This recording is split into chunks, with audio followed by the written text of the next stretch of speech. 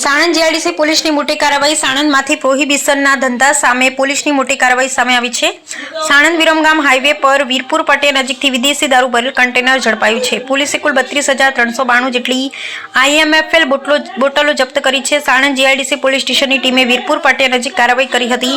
દરમિયાન આશરે 1200 બોક્સમાં ભરેલો વિદેશી દારૂનો જથ્થો મળી આવતા કન્ટેનર ઝડપી પાડવામાં આવ્યું હતું।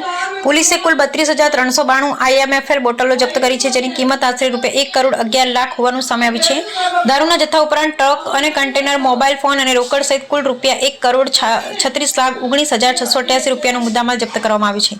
મુખ્ય આરોપી તરીકે કન્ટેનર ચાલક કરતારામ હમીરરામ મેઘવાલની ધરપકડ કરવામાં આવી છે, જ્યારે દારૂનો જથ્થો મોકલનાર, કન્ટેનર માલિક તેમજ ગુજરાતમાં દારૂ મેળવવા સાથે સંકળાયેલા અન્ય આરોપીની ઓળખ કરી પોલીસે તેમની ધરપકડ માટે તપાસ હાથ ધરી છે। હવે પોલીસ દ્વારા દારૂ ક્યાંથી આવ્યો, કોને પહોંચાડવાનો હતો અને સમગ્ર સપ્લાય ચેઇનમાં કોને સડવાયેલું છે તે દિશામાં વધુ તપાસ હાથ ધરવામાં આવી રહી છે।